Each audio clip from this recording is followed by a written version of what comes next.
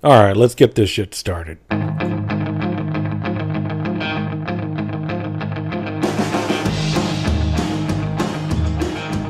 All right, welcome back. We're doing it again. How's it going, fellow Tenno, fellow grinders, if you're here for Grindhead Gym, fellow gamers? Who the fuck says fellow anymore? I don't know why I'm saying fellow. It's like saying folks. I think they're saying that too much. I think Louis C.K. was talking about that. Who the fuck says folks? Who says fellow? Anyways, yeah, I've got Grindhead Gym on this new series for the Beer Bullets Bullcast series. And this one's going to be called The Grind is Real. And we're going to be talking about Warframe and Destiny and kind of how there's some similarities clearly between that and how we handle the grind and that kind of stuff. So hope you enjoyed this, and here we go. Okay, so Grindhead Gym, right? Now I go by Janzer. I'm gonna say that I take the ninja lifestyle seriously, and you're never gonna see me ever. So no first name. It's just Janzer. That's it. Good with that. So should we be talking to you as Grindhead Jim or just Jim? Is that cool? Jim's fine. Jim's fine. Cool. Online persona. How long have you been doing the Grindhead Jim online persona thing? Well, I've been Grindhead Jim since about 1995. It was a name given to me in the music scene. I was a professional musician for a while. Yeah. I read a little bit about, or I watched something that I'll talk about later about that. That was interesting to me. And the name always stuck. It made a lot of sense. And I created my first YouTube channel, which is just Grindhead Jim, back in probably 06, I think. Yeah. And I did some drumming stuff, some other things, and then later, the most recent and the one I'm most known for now, as far as the actual Grindhead Gym channel that is on now, it was about a year and a half old now. Mm-hmm. But I've been doing YouTube in one form or another for the better part of 9 years. Yeah, this channel that you got now, I mean, is that pretty much just focused on gaming? I mean, from what I could see. For the most part, yeah. I do. It's almost all gaming news, opinion. I've got a small mini series about my time in the Marine Corps, and I will be doing one about my time as a musician. But by and large, all gaming for the most part. Okay, so those series that you're thinking about doing, that's going to go on that same on the same channel, or are you thinking about breaking them off into something else? Same channel. Okay. The Marine stuff's already up. The music stuff, I just haven't figured out how I want to do it, whether it's going to be a vlog format or an interview thing. I haven't decided yet. So what were you, like were you bass player, guitar player, singer, dancer? Okay. All the above. All the above, yeah. But I did true musician. Drums. What I was known for was drums and vocals. But I do play bass. I play a little guitar. But my mainstay stuff is, drumming, vocals, and a little bit of production stuff. Cool. That's awesome, man. What kind of music? Well, what I'm known for is like death metal and grindcore. Oh, it's odd to me that people find death metal and black metal more offensive than hardcore rap lyrics, which, by the way, I listen to a little rap, so I'm sorry. But, if you don't like it, but it's just, I listen to a lot of everything now, whereas when I was in my early 20s, I was just like, fuck this shit. I'm only listening to this, fuck everything else. I was, that I had problems. Now I listen to a whole lot of stuff, and I actually used to play, but I was more of a band nerd where I played like jazz, and played trombone and, those kind of instruments. Never got into something that I thought would have been really cool, which is playing guitar or something like that. But I kind of happened upon that, and I don't want to take everything down that direction, the music direction, because people also are mostly here for gaming on my channel. And this series is kind of a little new. I've done a little bit of this before with a few other people, different channels, but I think that's pretty cool, and that's just me talking to you as I think music's pretty awesome. So sure, and maybe we'll do a companion piece on my channel about music, and that's how I'll get my thing started. How Sweet. About that? Yeah, ring me up. Just let me know a little bit ahead of time, and I'm usually available most nights because I got an amazing life.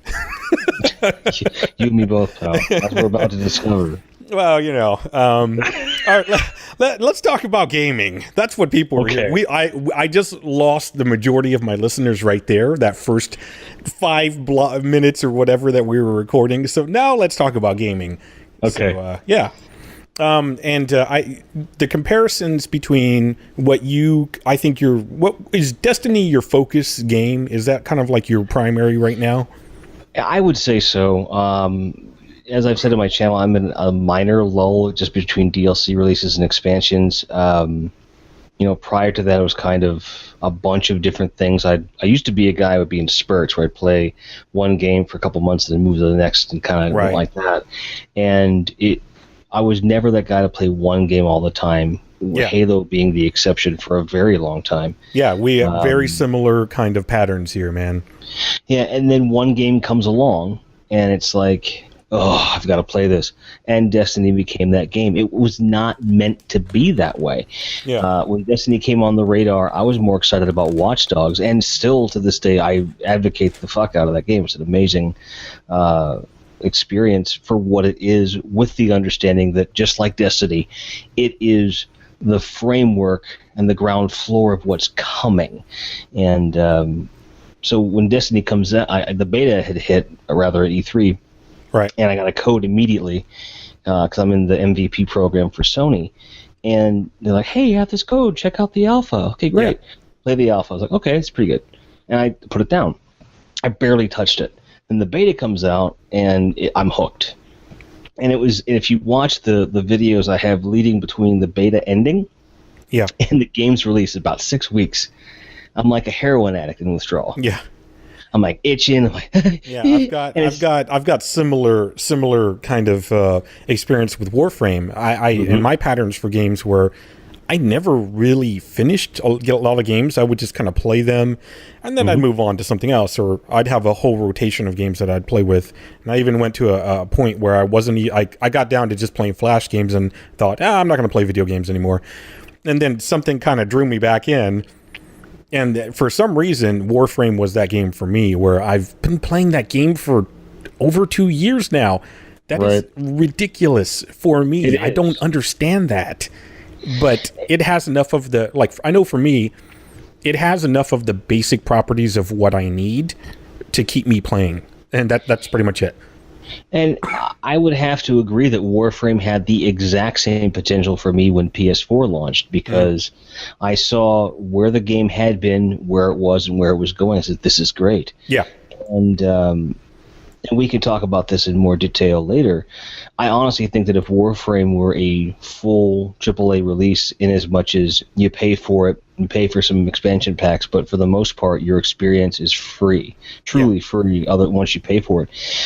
That was what actually turned me off from the game. And I'll throw this shout out here now, because without Warframe, I don't get it up my ass to form a real clan. Warframe was where I first formed the C4DC clan, the Center for Douchebag Control. That's what I see your tweets, and I'm like, what is C4DC? Yeah. I'm like, it's got to be some game that I just don't understand. I'm just like, God, Jesus, I'm old. Nah, that's the Center for Douchebag Control. Oh, nice. It's across a bunch of games, most active being Battlefield and Destiny. But it started in Warframe. Yeah. And it was something that, Warframe was that game that kind of came out of nowhere for a lot of us. It kind of like sidetracked so many of us for a long time. And my tenno was coming along, and I still have weapons I'm sitting on. And then I kept seeing the game evolve with the expansions. I'm like, I'm going to wait. Yeah. Yeah, and come back to it. That's not a bad. I mean, that's actually a pretty good way to handle the game. I think a lot of people, and this is kind of tapping that post that you put up the other day about linking to an article about people getting burned out in Destiny, and I'm like, yeah. I was just looking at a post on the Warframe forums that exact day, where somebody was like, I'm mastery rank, 17. I've got over 1,700 hours. I've been playing for, months on end. I am bored with this game. And I'm like, what in the fuck do you expect? In my opinion, I'm like, this is a video game, man. How far are you expecting it to complete your life? I mean, play it in spurts. Content comes out. You're not packing it in for good. You're going to, you'll come back to it or not. I don't know. Exactly. And then some of the guys, because I have my own clan, and there's another clan that I help manage, but I don't use the tag at all. mainly because of the name, and I'll just say it out loud. It's the Crew Crooks Clan, all with C's. Oh, yeah. Nice. And Crooks being the Crooks of Crota, which is a very rare drop item at the end of the latest raid. And, those cats, like, we'll do raids on Tuesdays, Wednesdays, and then Thursdays, and then if there's any pick up here and there. But aside from that, like, most of those cats, once they've done their raid, right, they're done for the week, because these guys have been hardcore like me from day one. It's very MMO. Very MMO. Yes. Mm-hmm. Yes. See, I used to be a hardcore MMO player back in the day, too. I never was. And I always said that that heroin, unfortunately, I hit. Yeah, that game, I knew that game would come along. I did not realize that Destiny was going to be that game. Yeah. I think that games like Watch Dogs and some other games like Grand Theft Auto have the potential to really tap into that. They're not quite there. Right. But there's something about the addictive gunplay. Yes. Uh-huh. And then you also have the fact that for me, the power fantasy I'm living out in Destiny is very simple. I like the repetition because I love being a level 32, which is currently the max level, going down to a planet where your max characters are level 8. Right. In rare instances, 20. So I'm still a dozen ranks above them. Yeah. And just feeling like a god. Like that, to me, is the whole point of the game like that. Yeah. So the folks are like, repetitive, you do the same thing. And I would argue with Warframe, it's also very samey. At least it was the last time I played it, where a lot of the environments just look the fucking same. Yeah, and I think there's one thing that you hit on too is that in Destiny, from the little that I know of it, and please correct me where I'm wrong, you have that opportunity to see the differences not just inside of a mission, though, right? I mean, you have like common areas, kind of like an MMO, where you can like, hey, what's going on? I mean, Warframe, we recently got these relays where you can walk around, but we're still not like fully, kitted out for war at that point. We have to, I think there's no weapons that are displayed in the relays, that kind of stuff. Right. Kind of like how the clan hubs were before, in a sense. You can go in the dojo. Yeah. And with Destiny, you're absolutely right. Each planet has what's called a patrol, and you can. It's the entire expanse of the planet. Only a few places are locked off because they're story specific or what have you. And throughout the patrol, there's little tiny bounty missions you can do for XP and so forth. And I do a lot of that because a lot of your actual bounties that you get back at the social hub, it's called the Tower. Yeah. You do those. If you watch enough of my videos, you'll see me doing bounties, turning them in, things like that. And it is a grind. And I've always found it extremely ironic and funny that I got my name Grindhead Jim from a style of music called grindcore, yet here I am known for daily grinding. Yeah. It's interesting because you said you never really got the MMO bug. That was not something you did. So what kind of games did you play back in the day? Was it just random stuff, or did you have any focuses? I would say that up until really the PS3, Xbox 360 era, it was pretty much a hodgepodge depending upon the game. I always liked shooters. Yeah. I remember the original Wolfenstein 3D, playing it on a 386, and of course Doom. I was an NES kid as well. But my favorite game on the NES is always going to be the Ninja Gaiden games. Yeah. Those kind of things. So it was all over the place. Platforming, shooting, whatever tickled my fancy. Yeah. Fighting games were always a big focus, but when you get to, like, say, Xbox and Xbox 360, where Halo kind of took over, it kind of leaned me towards the shooters a lot more, just because of the fact that with the online gameplay being addictive in this sense of you always have someone to play with. So you weren't much of a PC player then? When I was younger, I was. When I was younger, it was all about Wing Commander, Wing Commander 2, Wing Commander 3, Wing Commander 4. And then, of course, you've got a lot of the earlier stuff. But I would say right around maybe 98 was the last time I took PC gaming very seriously. Oh, yeah, okay. Picked it up briefly in 2001, I got my hands on the Aliens versus Predator 1 and 2 from Rebellion, which are still the best iterations of those games. Just, you've got x86 architecture on both of the major consoles right now. Someone call Rebellion, tell them to go in, take those original PC games, the first one and the second one, up the graphics a little bit, just up the assets a bit, leave the code alone. Yeah. And put that out on a fucking disc. I will buy it. I'll buy it in a heartbeat, dude. The one just they make did, it a digital download, I'm sure, you know. Yeah, now, Steam. that's how everything works. So do it in Steam, do it on PS4, just do a simultaneous release, you know, just throw a $20 price tag on it. It'll sell like fucking gangbusters. There was a game that I would love if they released again. It was a PC game. It was called Heavy Gear 2. And it was these mechs that, for the first time, I had played other mech games, but it was the first time that you had a mech that was kind of like a stealth mech. And I'm like, what the fuck are you talking about? Because they treated their mechs like big humans, basically. You know, they had mobility, they had agility, and they had kind of like, you know, it was a huge suit.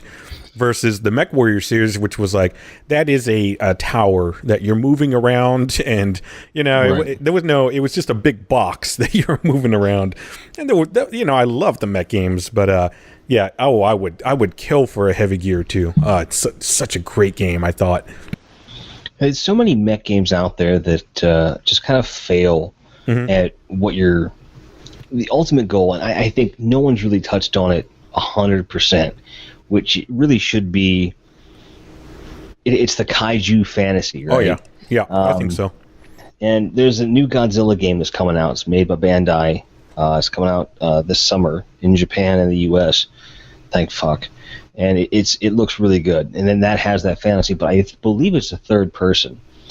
I think that I'm going to be happy when you get a kaiju game or a mech game or both at the same time, where you can do third or first person stuff. Yeah, that'd be great.